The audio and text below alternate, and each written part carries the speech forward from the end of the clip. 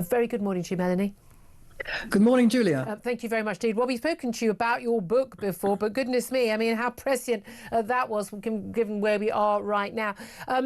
Lots of developments since we've last spoken, and some of them obviously very fantastic. The return of those 20 living hostages held by Hamas. We've had a return now of, well, 7 hostages who their dead bodies, supposed to be 8, but one has been identified by the IDF as not one of the hostages that they were expecting. So once again, more lies from Hamas. Why are we surprised? But what did you make just generally, since the first time I've spoken to you, since we had that incredible, ceasefire and the return of hostages? What do you make generally of the peace plan that Donald Trump has, at least tentatively at the start, put in place?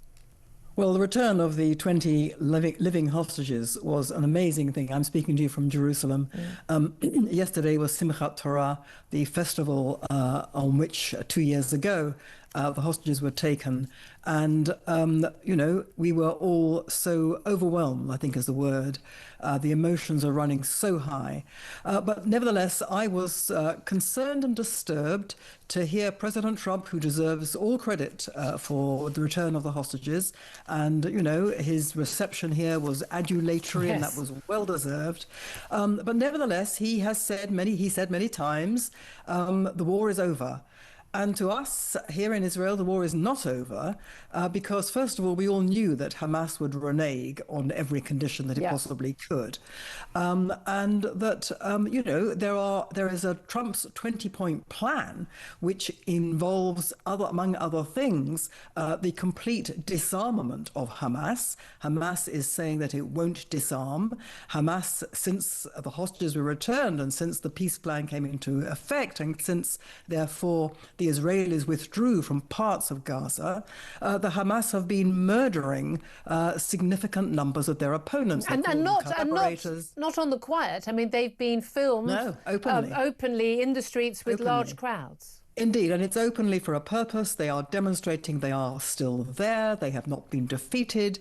They are in control. Now, we'll see how that pans out. But the fact is, the war is not over. And President Trump has said in the last, I think, overnight, that he is not pleased. First of all, the Hamas have broken the condition of returning all the dead hostages. 7 have been returned. One was the 8th, as you say, was turns out not to be an Israeli at all. There was 27 or 28 of them are supposed to be returned. Yeah. There's a breach of that for a start. And the second point is that they have not disarmed and that they are killing people. And Trump has said they will be disarmed. Either they will voluntarily disarm or we will disarm them. Now, what does that mean? We don't know. But basically, it means that the war in real terms must continue until Trump's own conditions are met. And the interesting thing, of course, is, when this was first announced at the White House with Netanyahu, Donald Trump made it very clear that, if Hamas don't agree and Hamas don't stick to the terms, then Israel can finish the job effectively. And this is the thing. It was so clear to me, and I've been to Israel and spoken to so many people and seen, how, obsession sounds like the wrong word, but just all-encompassing thought about the hostages who were being held for the people of Israel. Everybody knew somebody, everyone also knew somebody whose child is or close relative is fighting in the IDF with mass conscription. That they were the joy at getting the hostages back, but also the joy at the prospect of peace from a war they did not start. And although we've seen scenes of jubilation and joy in Gaza, a lot of it has also been accompanied by, more chants of death to the Jews and the end of Israel. What a surprise. But the reality is, American, British or any other troops aren't going to be on the ground to defeat Hamas. It's still going to be up to Israel. And one of the other key conditions of this 20-point plan, not yet, probably never accepted by Hamas, is not just Hamas laying down their arms, but also, the acceptance of Israel's right to security, which Israel does not yet have. Well, indeed. And one of the things that's been glossed over throughout this past terrible 2 years, not least glossed over by Israel itself, I think wrongly so, is is the fact that the people who are at war, exterminatory war against Israel, are the Palestinians, the Palestinian leadership, the Palestinian Authority led by Mahmoud Abbas. Now, everyone knows about Hamas, but, the war against Israel is not prosecuted by Hamas alone. Hamas is the most extreme wing because it does not put on a suit and tie, and it does not pretend to be involved in the diplomatic game. It makes no bones about the fact that it's out to murder Jews, slaughter Israelis, and destroy Israel completely through military means. And the PA, the Palestinian Authority, led by Abbas, pretends otherwise. Yeah. But the fact is, it is one agenda, and that agenda is still very much on. And I'm afraid to say that, Keir Starmer and Emmanuel Macron, in particular, are leading this sort of charge of a Palestine state. Yeah. I mean, they had the gall, Starmer had the gall to pretend that his recognition of a so-called Palestinian state, a complete fantasy, had something to do with the release of the hostages. Yes. On the contrary, as America and Israel repeatedly said, it had put back the release of the hostages. Now, he's still going on about this, and he will go on about this because, we can talk about this if you like, but it's a sort of an obsession of the Western liberal universalist elite represented by Starmer, that a Palestine state is the only way to solve the Arab-Israel war. And this is based on a fundamental misconception. The misconception is the idea that this patch of land is being fought over by two peoples with a right to the land. It's not so.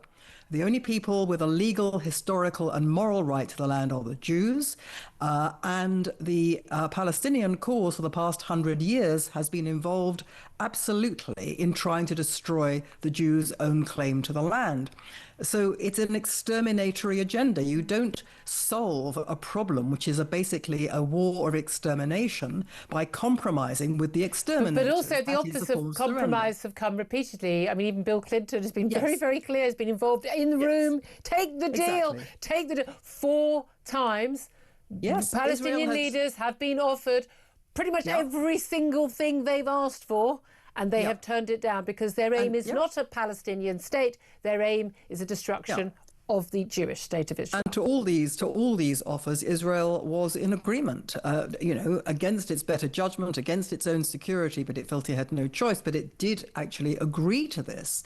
And as you say, it was turned down. So this, people in Israel are pretty clear of what they're up against here. Unfortunately, the West is not. And another thing that worries me about the Trump 20-point plan is that his whole kind of the day after peace agenda, which has many wonderful things in it. I mean, the idea that, that the Gulf states and the Arab and Muslim world should broadly be united in recognizing Israel and making the peace, putting aside the Palestinian issue, which would no longer dominate the agenda. That is a wonderful thing. But the worm in this particular apple is Qatar, the state of Qatar, which has always been an outlier as far as the other Gulf states are concerned. It's regarded as their enemy. Qatar is the Muslim Brotherhood. Qatar is the state that has funded and supported and sheltered and advised Hamas and is still doing so. And Qatar is the state which, as the head of the Muslim Brotherhood, is the state that's most involved with subverting the West itself in order to be taken over by Islam. And as we know, Qatar has bought up huge amounts of Britain and of America and bought very large numbers of some of the most senior players in those societies to this infernal end of taking it over for Islam. Now, how can Qatar be part of a solution long term? And they've been treated throughout this as some sort of, a broker, as opposed to the people who were harbouring the leaders of the terrorists who'd attack. And And again, this is not how we treated, the Taliban when they harboured Al-Qaeda back in 2001. It's not how any other country is expected to treat them. You talk about, actually, the long-term, well, basically the tentacles of Islamist, fascist extremism. I mean, it's this ideology across the Middle East, but also how its tentacles have reached into not just Britain, but across Europe and in America, particularly in universities and campuses. I would say in our media, particularly the BBC, but pretty much most of mainstream media, I think, across the board. I just want to play you a quick video. You've no doubt, I'm sure you've seen this. This is of Samuel Williams. He was an Oxford University student. And this one of the chants that he led at the latest supposedly pro-Palestinian march last Saturday. Have a watch and a listen. I don't want to yap for too long, but a chant that we've been workshopping in Oxford that maybe you guys want to join in. It goes, Gaza, Gaza, make us proud, put the Zios in the ground. Gaza, Gaza, make us proud, put the Zios in the ground. Gaza, Gaza, make us proud, put the Zios in the ground.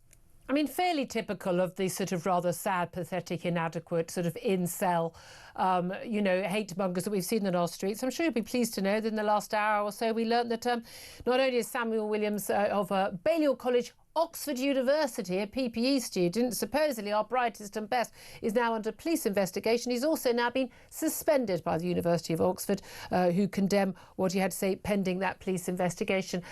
Is this at least the start, do you think, Melanie Phillips, of perhaps us basically taking on the blatant, outrageous hatred and death threats on our streets from these supposedly virtue-signalling good people? Forgive my note of weariness. I do hope so, but I suspect not. I mean, this guy's suspension and investigation by the police is obviously very welcome. It comes after, even by the standards of sluggish people who are slow to respond to this kind of thing, it produced absolute outrage. The boy was calling for the murder of countless Jews. Now, that should have been dealt with immediately. The police should have been there immediately this was shown and arrested him for incitement to murder. And Oxford should have dismissed him, not just suspended him, thrown him out. Now, that's him, and that's a particularly extreme example.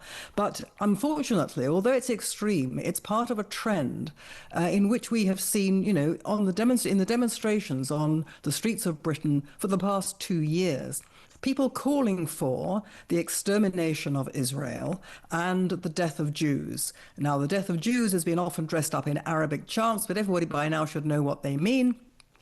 And the police have done absolutely nothing. Yep. And behind all that, behind, the British state standing back and saying it's free speech to incite the murder of Jews and the destruction of Israel, which are both crimes under English law.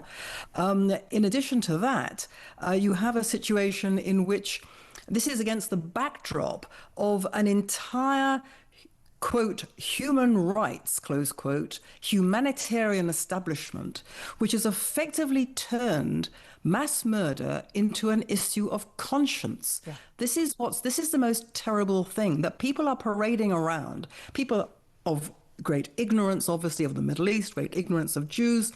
Some of them may be, innately prejudiced against Jews, but many of them are simply ignorant, and they're going along with a sort of fashionable crowd. Yeah. But the humanitarian establishment, which people look to as the kind of arbiters of truth and justice and conscience, they have basically been painting the Israelis as not just wrong, not just behaving badly, but as evil, as demonic, people who deliberately cause the killing and starvation of babies, of children, of civilians. All of this is a lie, but put that to one side, the fact that it is a lie. it has incited people into the belief that the Israelis are fundamentally the most evil people in the world. Yep. Now, if you have that situation, it's not surprising that people are going to say, well, what do you do with people who are effectively Nazis, for that's what the Israeli Jews are being called, yep. People who are evil, people who are demonic, you have to get rid of them. And so you have this innately, potentially murderous discourse, which has been framed as conscience and compassion and human rights. And these are the good people. And again, and then when you have, a prime minister who allows his MPs, even some of his own ministers, to talk about, again, fake stories, fake claims about genocide and the like. And then you have 2 men murdered at a synagogue for being Jewish. This is it. Melanie, I'm final brief word, but I'm going to have to go to a break. This is the most disgusting thing about Keir Starmer. Not only is he among the many disgusting things about Keir Starmer, this mythical state of Palestine, whose existence and hypothetical existence is only to destroy Israel, he has done nothing to say that the incitement against Jews and Israel is based on a lie, and consequently, he is complicit in this near pogrom atmosphere in Britain. I absolutely agree. Melanie Phillips, columnist for The Times, author of The Builder's Stone, How Jews and Christians Built the West and Why Only They Can Save It.